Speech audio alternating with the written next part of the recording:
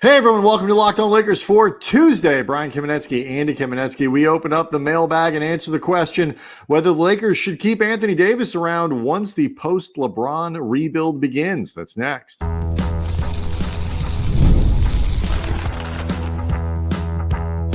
You are Locked On Lakers, your daily Los Angeles Lakers podcast, part of the Locked On Podcast Network, your team every day. Thanks to everybody for making Locked On Lakers first listen of every day, Monday through Friday, no matter how or where you get your podcasts. This one's always free and never behind paywall. And Locked On Lakers on YouTube. So where you can go hang out with over 25,000 subscribers to the channel, Andy, many of whom have been responding to our calls for mail. It is a great time of year to answer questions. Leave us questions. We will try to answer as many as we possibly can on the show, including the one coming up here in just a moment after we tell you that today's episode is brought to you by Game Time. Download the Game Time app, create an account, use the code LOCKEDONNBA for $20 off your first purchase. Terms apply. Download Game Time today. What time is it? Game Time. I just used Game Time the other day to get myself to LAFC. Worked out beautifully. So, darling pictures of you and your two sons that I saw on Facebook. Right. They're just, a good time was had by all. And so, yeah, Game Time. Get yourself some tickets. So, the mailbag opened today with a very interesting question because we've spent a lot of time talking about how the Lakers ought to handle the end of the LeBron era with presumably anyone, like not just them. But we got this one. Presumably there will be an end. We'll get to that in a second here because it's relevant to this question, which comes to us via Twitter at Cam Brothers from Kilimanjaro.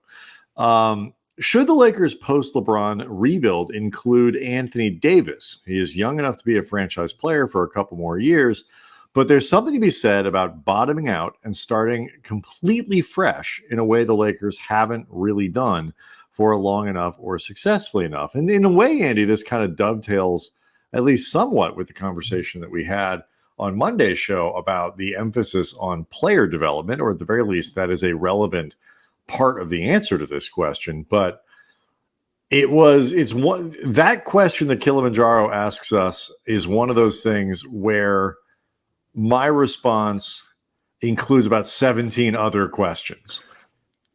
To begin, it is impossible for the Lakers to truly plan out any type of rebuild with or without Anthony Davis post-LeBron until you really know when post-LeBron is going to happen.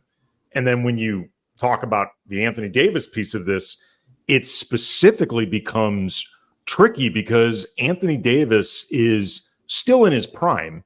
He is, I believe, 31, but he is in the tail end of his prime. He's playing still at an extremely high level. You could argue last season, if not the best of his career, I would put last season up with any season he had with the Lakers. Said this many times. I don't think there was any player in the league who performed at a higher level on both ends of the floor with higher asks on a team with more expectations than Anthony Davis. I would argue that he was the two-way player of the year, a fictitious award that I just created. But we're planning, I would say, we're planning in finger quotes, LeBron to be around another 2 seasons, at which point you're starting to talk about planning around Anthony Davis a rebuild when he's pushing 34, right? Which doesn't mean he's washed, but that does create complications for a rebuild centered around one guy. No question. And okay, one thing at a time. There's, like you say, huge difference between LeBron retires after this season. How do we answer this question? The answer is almost 1,000,000%, in the affirmative. Yes, you build around Anthony Davis and, because you still have this franchise, versus what if LeBron actually meets the scenario that I've been throwing out there where I think it's a low percentage, but I don't think it's ridiculous to think at the very least he finishes the 3 years now that he's got contractually available to him. this year and the 2 more that he just re-upped for in the summertime, and even adds 1 more to it so he can finish up with the Lakers, play in the LA Olympics, and then walk off into the sunset, or basically just walk home at that point. So I mean, I think it just goes home. That's when he enters the NFL.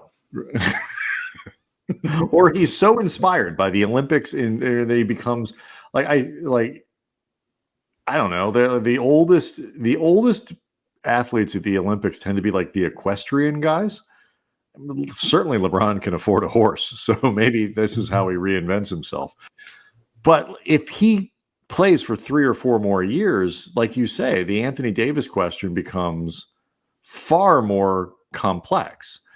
But that part of it, Andy, it's complex if LeBron decides after this season, you know what? Honestly, I've had enough. Like, it becomes complex. Even no, it's hard, but I think you keep him.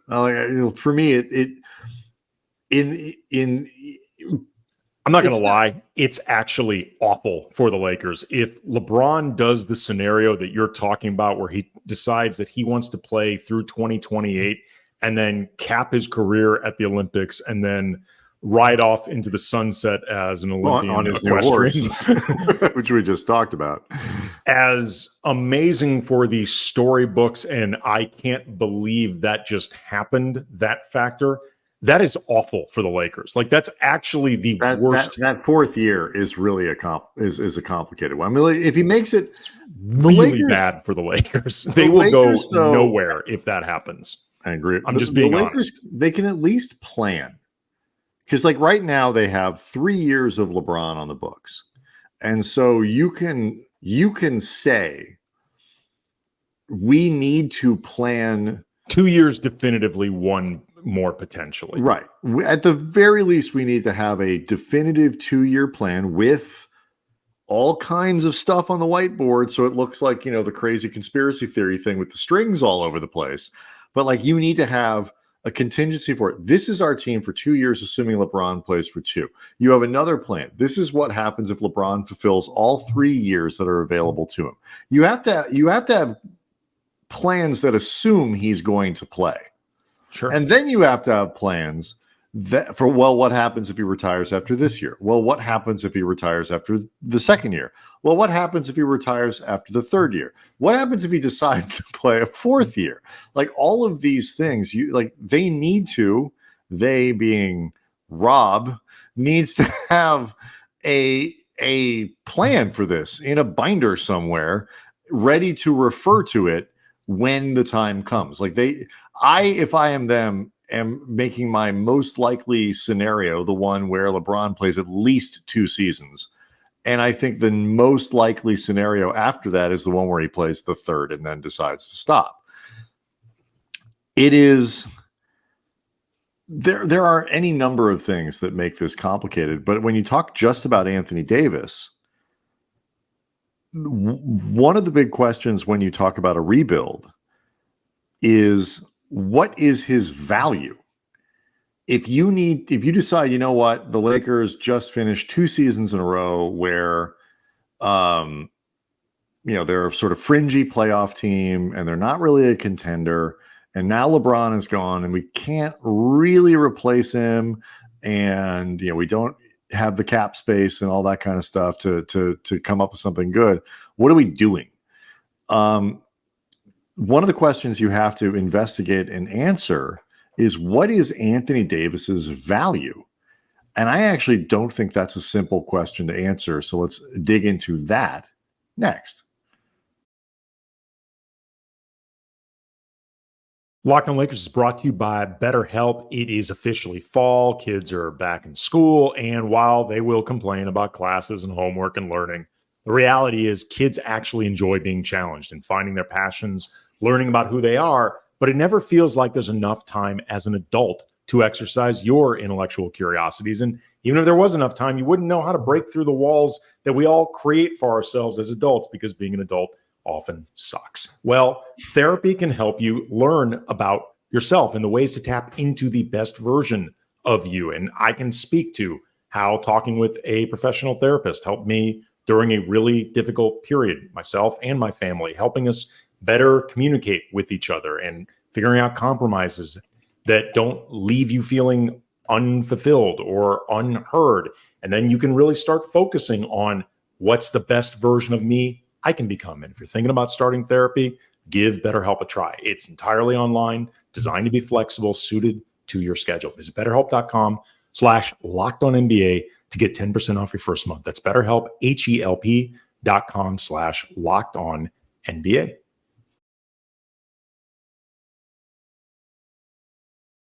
One of the things, Andy, that I think is tricky, and I do want to thank people for making us your first listen of every day. Go check out the Locked On NBA podcast as your second one. No off season around here. Locked On NBA gives you all the news. We appear on it sometimes. It's a great way to keep up with the league, part of the Locked On podcast network, your team every day. One of the things that I think is tricky is when you talk about a rebuild is what can you get for your star? And like if the Lakers, one of the things I wonder about this like emphasis on player development is in the new CBA, do GMs think the kind of restorative blockbuster deal where you basically set yourself up for the future by trading your star, Kevin, what the Suns paid for Kevin Durant or Bradley Beal, or what the Knicks paid for Mikal Bridges, and all these, like, are these things going to get progressively more difficult going forward because apron questions, because fewer teams will have the ability to make these kinds of trades, because the better you are, the more likely you are to have a high payroll, and you might not have the flexibility to give who's trading for Anthony Davis? Probably a team that like really thinks it can make a title run. Well, they might be stuck. I don't know. I wonder if part of that emphasis on player development is because you think these types of blockbuster deals are going to be harder and harder going forward. And then I just wonder too, like, what is Anthony Davis's value? Like if the Lakers put him on the market today, could they get 4 or 5 first round picks and some pick swaps, or 3 or 4 first round picks and some pick swaps and young players? I mean, I don't know what you would get. I have no read on this market. It's difficult to gauge it entirely just because, like you said, we're dealing with a new CBA now, and word from a lot of people who cover the entire league is that GMs and owners are much more cautious about the ramifications of this new CBA, and they really want to sit in it for a little bit before they really get aggressive. That being said, I think if Anthony Davis actually hit the market, you'd get a lot of pretty good offers for him because he's one of the best big men in the league. He's demonstrated that he can be an important piece of a championship. The question was posed to us more about what could you build around Anthony Davis as opposed to what could you do. Well, I mean, the question is, should you include him in a rebuild? And if the answer is no, part of the evaluation, at least for me, is, well, what can I build around him? But also if I think that he's not going to be able to, if I can't really build something good around him, well, what can I get to start a rebuild? Would he really jumpstart a rebuild by trading him? And so this is one of the places that my mind went was, well, what would you get for him? And I didn't ask the question with the expectation that you have. No, Anthony Davis trades on the top of your brain. No, but the reason why I went there is because in reality, you're not going to do this unless you're going to be moving on from LeBron. Let's just say LeBron only goes the 3 years that he is under contract and ends his career after the 2027 season. At that point, you only have, I believe, 1 more year with Anthony Davis under contract. Right. But I don't think any of this happens until LeBron retires. And my point is, in theory, doesn't the return for AD get smaller and smaller and smaller every year that goes forward? Like, he gets older and he is closer to being a free agent, which at the very least is going to lower your return. It lowers probably the asking price, but it also lowers the return for the Lakers. I think it's tricky.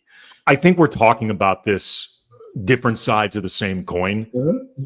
The reality is, if you were looking to do a true build around Anthony Davis without LeBron, the time to start that was the 2022 offseason when LeBron got an extension. Instead, you would just let him have a walk year, maybe trade him, or just let him walk in 2023. You have to know for sure that AD is okay with that, because otherwise you could potentially end up losing AD. But if you were looking to build something around Anthony Davis, I guess the long of the short to Kilimanjaro's question is, you're already way behind the 8 ball to do that. Like, you may be behind the 8 ball to trade Anthony Davis if you wanted to start a rebuild without him and get the most value. But it's the longer LeBron is on this roster, the more rebuilding post-LeBron around Anthony Davis as, at the very least, the focal point of your team just starts becoming impractical, if not impossible. Well, and how the Lakers think about this question is also really relevant, because I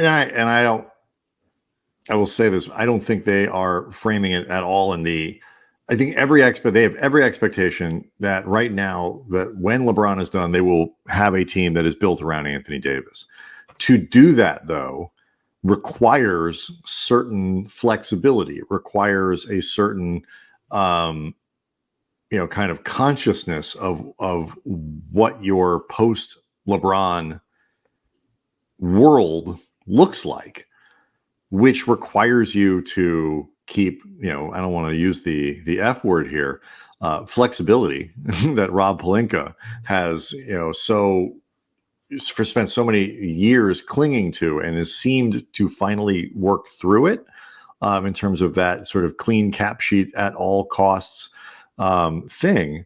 But if, this is the push-pull. It's like, how do you go, if you want to go all in and try to win and maximize the LeBron window, well, then you might have to do things that make it harder once LeBron is gone.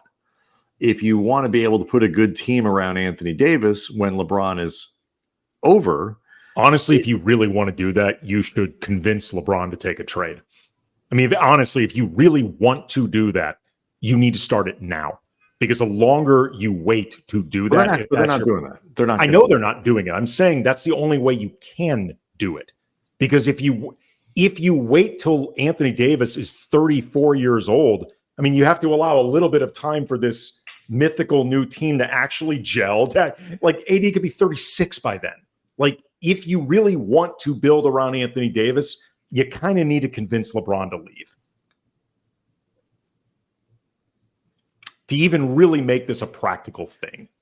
So the answer, I mean, and there's other questions that are relevant here in terms of, what does their cap sheet look like? Sure, and all these other, there's all kinds of stuff that goes into this question of, like, how will they acquire, how good are Reaves and Rui and Knecht and Max Christie? Has Bronny developed into a rotation player? Like, there are so many. Well, he's getting traded with LeBron. Right. There's so many little questions that go along with this. Like I said, when the first thing I saw when I saw this was like, I've got 19 other questions. The long and short of it is,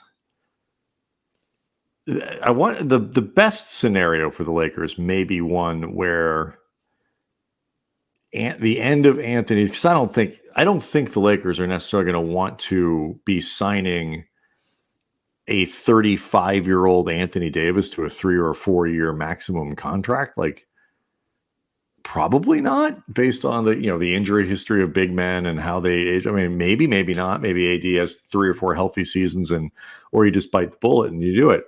But, like, at this point, maybe the best case scenario for them is the Lakers play this thing out for 3 years, or and you can kind of maybe think of the end of the era where it's clean with both breaking. At this point, you might as well just keep going. It was a really interesting question, because it is enormously complicated to come to an answer, whether that's build around Anthony Davis or trade Anthony Davis. Either way, it's enormously complicated. fun moment earlier, I think it was at the end of last week, where Dwight Howard was once again complaining about the way the title team was brought back or wasn't brought back. More specifically, he wasn't brought back. But Dwight's version of history got an interesting boost from a former member of the Lakers staff, and we will discuss that next. Locked On Lakers is brought to you by Game Time. My daughter's 13. We've bonded a lot over the years through music. Lately, it's Frank Ocean, who she is obsessed with. He has not put out an album in about 8 years, but she's heard rumors that he could be back in the studio, which could mean a tour. And I promised her, if Frank Ocean does go on tour, I'm going to get his tickets, even though I know they're going to be very difficult. But I'm not worried about that promise because of Game Time. They make getting tickets easier, where you can actually look forward to finding tickets. I love Game Time's new feature, Game Time Picks, that makes getting tickets to all your favorite live events even easier. They filter out the confusing, flowery verbiage. They show you only the incredible deals on great seats, so you're not wasting time sifting through thousands and thousands of options. And they offer panoramic seat views before you buy the tickets, so you know exactly what the view to the stage will look like. Take the guesswork out of buying tickets with Game Time. Download the Game Time app, create an account, use the code LOCKEDONNBA for $20 off your first purchase. Terms apply. Again, create an account, redeem the code LOCKEDONNBA for $20 off. Quick programming note: if you are a fan of the Locked On Lakers podcast, and I can only presume that you are, at least part of the reason that you're a fan is Andy Kamenetsky. Because he is, one of the hosts. And if you love yourself some Andy Kamenetsky-driven Lakers talk, then you're going to love on Mondays. If you're in LA or listening on, have access to the internet, you can listen to Andy, who is now the new host of Lakers Talk on 710 ESPN. 2 hours, 7 to 9 Pacific, Andy? 7 to 9 Pacific time, unless it is preempted by the station is always the... Well, there's a lot going on. The station always carries LA Kings games. There's the Rams, so they might have a Monday night game, something like that. But most nights it's going to be Monday, 7 to 9 p.m. Pacific. As Brian said, if you're local, just listen on your radio. There's also the ESPN LA app. I'm really, really excited about this show. It's going to be an expanded version of what you hear here, but also different topics, different guests, some different voices. I will be reminding folks of this a lot, but please be there. Very, very excited. Yeah, and from Andy's perspective, the best thing about Lakers talk is I'm not on it. So that 2 hours without you, 2 hours without me is a beautiful part of Andy's work week. So congratulations on that. So Dwight Howard has long complained about the breakup of the championship Lakers after the 2020 season. They could have run it back. They didn't. They brought in Dennis Schroeder. They did a couple other things and stuff like that. And we've gotten used to Dwight complaining about this stuff. He posted again, I think it was the end of last week, might have been into the weekend. But his complaint this time received a boost. Well, he was talking about it specifically. I mean, I think it's been a couple places, but most, I think, recently on Gilbert Arenas' podcast, Gil's Arena. Yeah, a lot of people, it's a good place to go and complain about stuff. It's basically public therapy, Gilbert's podcast. Nobody fact checks there. They just let you say whatever the hell you want. You go. Including, by the way, Gilbert, who never gets fact checked. Especially Gilbert. Yes. So he was talking about that, and it got posted over into the weekend about his complaints about others. But it got boosted. The little clip of this little excerpt from Dwight got boosted by former Lakers coach Phil Handy. Said he agreed with Dwight's interpretation of things here. Now, Phil Handy is a fantastic coach, but he is also one that has been recently let go by the organization. So I don't know exactly how he's feeling about them in the moment, but it is a reminder, at least for me,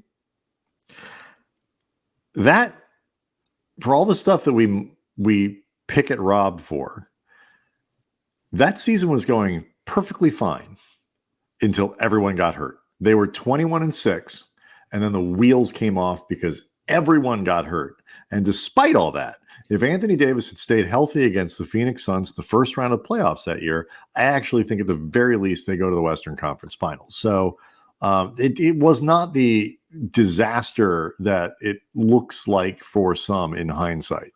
Well, specifically, you mentioned Anthony Davis getting hurt in the playoffs. He was the main guy that got hurt during the regular season. He missed roughly 2 months of that season, which took the Lakers down from 15 games above 500 or whatever to, I think they played a little bit under 500 ball in the 2 months without Anthony Davis, which in of itself is not terrible considering you're doing all that without Anthony Davis. But we've talked before about how, given the quick turnaround from the bubble to starting up again in December, I think running back the exact same team was very, very impractical. They needed some guys with some fresher legs. They needed that season more than ever some innings eaters. You had that in Montrezl Harrell. You also, as Brian said, had that in Dennis Schroeder. Like Dennis Schroeder, that deal became an issue because he very clearly strong-armed their fear about him leaving as a free agent into getting a starting job that, to be totally honest, the Lakers would have been better off with him coming up off the bench. And it was over concerns about money that Dennis Schroeder ended up losing anyway when he refused to accept the Lakers' attempt to dramatically overpay him. But this is also, if you recall, Dwight Howard thought he was getting brought back that offseason, actually tweeted that he was coming back, then realized, no, the deal's not final. It fell through. He ended up going to the Sixers, then came back another year later. And Dwight looked kind of washed, to be honest. He didn't look great in Philly. He did not look good in Dwight 3.0 with the Lakers. You know, he'd have one good game and then would look tired the next 5 or 6, which makes sense because he was older. And Dwight also, too, has a thing where he often just talks in circles, often just contradicting himself. In the same episode on Gil's Arena, he mentioned how he was angry initially that he even got sent to the Lakers because he didn't want to get traded there. He wanted to go to the Brooklyn Nets. He's like, people didn't know that. I was like, no, Dwight, everybody knew this. Like, it was pretty obvious that you didn't really want to be there. He's also leaving out the part about how the Magic actually had a trade set up for him with the Nets, and Dwight nixed the trade because he changed his mind, then decided he eventually wanted Orlando to trade him. I guess they couldn't make something work with Brooklyn. That's how he ended up with the Lakers. But then Dwight also said that he regretted leaving the Lakers the first time that same season because it was an emotional decision. It's like, dude, you're all over the place. We've had enough conversations in enough different places with Dwight to at least get a feel for that sort of thing. What strikes me as interesting about this isn't so much is this revisionist history, because I think it is. When stuff like this happens, it tends to be like a signal for people to start being like, and we need to look what they're saying. Like, we need to reconstruct what worked in 2020, the way it worked in 2020. We need a big to start here. We need a JaVale McGee type guy. We need a big bruiser like Dwight. We need all these other things. And like Anthony Davis starts at the 4, and it's this effort to sort of turn back the clock to what was, in ways that I just don't think make sense. It's not only revisionist history for what was actually happening that season for the Lakers, which was far more successful than people sort of remember it for being. It turns into this sort of quasi revisionist thing of how they should handle today. And that's the part about it that I still think there's a pull towards recreating the winning formula that the Lakers had in 2020 that I just don't think works now going on. This will be the 5th season later, and no pandemic bubble which changes the content. It doesn't make it easier, but it changes the context of how the Lakers prepared and played for that, for that postseason. It just that's the part that I was like, they can't stop. People need to stop looking back to that for the formula. Yeah, we've talked about this many times. LeBron as a full-time small forward defensively I don't think will work at all. The time off that they had before the bubble, just forget preparing. LeBron being able to recharge himself, everybody benefited from that. It was in the bubble, but some people needed it more than others. I think LeBron needed it. That team was legit. They were in first place when the league shut down. I have no doubt that under normal, conventional circumstances, they could have won a championship. They looked like one of the front runners. There's nothing tainted about the title, but you have to move on. I will say this, in Phil Handy's case, I can understand where he could have some sour grapes. And to be clear, I don't know if this is the case. I'm saying, were I him, I could understand it in the sense that Phil Handy is rightly and universally seen as one of the development gurus around the league. Mm-hmm. And to be let go right at the time where the Lakers are talking more openly about development than ever before, I could see where Phil Handy might, again, I'm emphasizing might, be like, dude, really? Like, yeah, really? Now? Yeah, let me go? It's again, don't know if that's the case. I don't want to impugn Phil Handy, but there's also certain I get where you are, you're emphasizing player development now, and you're letting me go. You go. I mean, I can understand why that would bother him. And I can. I think Phil was one of the rare guys who was a holdover over sort of multiple administrations. That does not happen very often on coaching staffs. And, to do it again becomes sometimes there is an argument to be made, anytime a coaching staff is fired, there are good coaches that go out the door. I don't even know if he wanted to stay. I don't know either.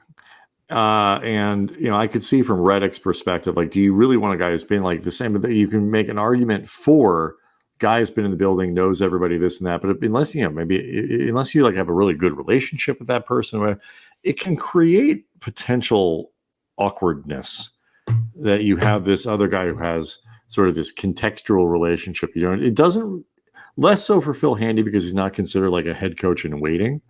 But I can just see why they wanted to start over. But I could also see why this whole thing would be extraordinarily annoying if for no other reason, the tone that you're taking around player development. Oh, and by the way, thank you, Phil, for your service, despite the fact that you are considered most high-profile development guy probably over the last 10 years. Now's when one of the only development guys anybody can name by name. But you go now. Locked On Lakers on YouTube. There are a couple things we didn't get to, including a really interesting article from Alex Regla at Silver Screen and Roll about the Lakers offense under JJ Redick and whether or not they might start upping the volume of threes, which is something that many, including people on this show, have wanted them to do. Thanks again for making Locked On Lakers first listen today. Go check out the Locked On NBA podcast. Now you can find the link in the description. You don't even need to search for it. Part of the Locked On Podcast Network, your team every day. We'll see everyone tomorrow.